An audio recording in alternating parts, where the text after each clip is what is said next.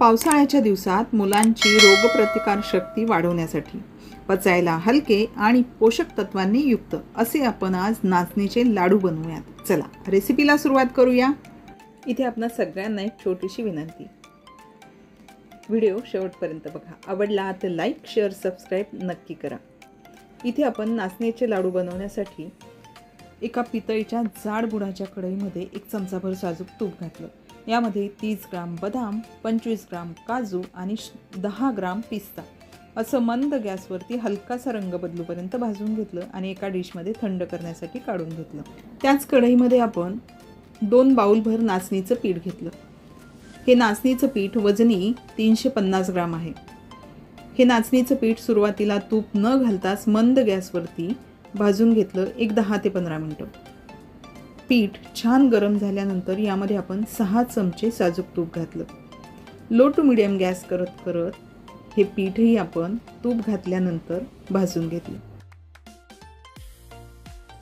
सुरुवातीला 10 ते 15 मिनिटं पीठ आपण मंद गॅसवरती भाजून घेतलं होतं। यानंतरच यामध्ये तूप घातलं। तूप पिठामध्ये एकसारखं तर पसरलं जातच, पण नाचणीचं पीठही लवकर भाजलं जातं। त्याचबरोबर तुपाचं प्रमाणही अगदी कमी लागतं। इथे सुरुवातीला 5 ते 6 चमचे साजूक तूप घातलं होतं। पिठाला यानंतर 10 ते 15 मिनिटं लो टू मीडियम गॅस करत करत भाजून घेतलं। यानंतर थोडंसं तूप कमी पडत होतं, त्यामुळे 4 चमचे आणखी साजूक तूप घातलं। लो टू मीडियम गॅस करत करत हलकासा रंग बदलूपर्यंत या पिठाला भाजून घेतलं। पीठ कढईला सोडायला लागलं आणि उलटनं यामध्ये अगदी प्रेस केल्यानंतर मऊसूत पीठ दिसायला लागलं। पिठावरती चकाकी यायला लागली, त्याचबरोबर पिठाचा खमंग वासही येऊ लागला आणि पिठाचा रंगही थोडासा डार्क झाला। यावेळी पीठ आपलं छान खमंग भाजलं गेले असं आपण समजायचं आणि थंड करण्यासाठी एका टोपल्यामध्ये काढून घ्यायचं। पीठ एकसारखं करून थंड करून घेऊयात आणि याच कढईमध्ये आपण 100 ग्राम पातळ पोहे भाजून घेऊयात। अगदी मंद गॅसवरती पोहे रंग बदलूपर्यंत छान भाजून घेऊयात। दोन्ही बोटांनी पोहे प्रेस केल्यानंतर त्याचा चुरा होऊ लागला की हे पोहे आपण थंड करून घेऊयात। हे नाचणीचे लाडू तयार करत असताना गॅस नेहमी लो टू मीडियम करत करतच हे पीठ भाजून घ्यायचं, त्यामुळे पीठ मधपर्यंत छान भाजलं जातं। आणखी एक गोष्ट म्हणजे पीठ मधपर्यंत भाजलं गेल्यामुळे लाडूची चवही छान होते आणि महिनाभर लाडू छान टिकला जातो।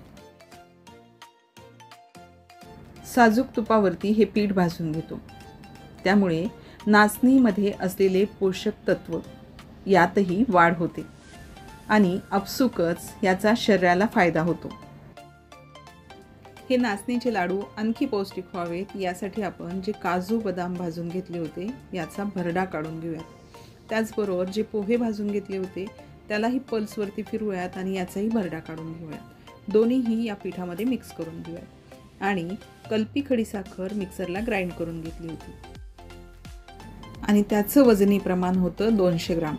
तुम्ही इथे साखरेऐवजी गुळाचा वापर केला तरीही चालेल आणि गोडीचं प्रमाण तुमच्या आवडीनुसार कमी जास्ती करू शकता। हे सगळं घातल्यानंतर यामध्ये आपण अर्धा चमचा विलायचीची पावडर घालूयात आणि याची आणखी टेस्ट चांगली होण्यासाठी यामध्ये चिमूटभर मीठ घालूयात। सगळं सारण एकसारखं करून घेऊयात आणि लाडू एकसारखा येण्यासाठी तळहाताच्या मुठीमध्ये जेवढं सारण बसेल तेवढं सारण घेऊयात आणि एकसारखा लाडू वळवून घेऊयात। इथे तुम्हाला लाडूचा आकार गोल किंवा चौकोनी जसा हवा असेल तसा तुम्ही करून घेऊ शकता। इथे मात्र मी गोलच लाडू करून घेणार आहे। नाचणीचा गोल लाडू अगदी चॉकलेटच्या बॉलसारखा दिसतो आणि हे नाचणीचे बॉल बनवण्यासाठी आपल्याला फक्त 150 ग्राम तूप लागले।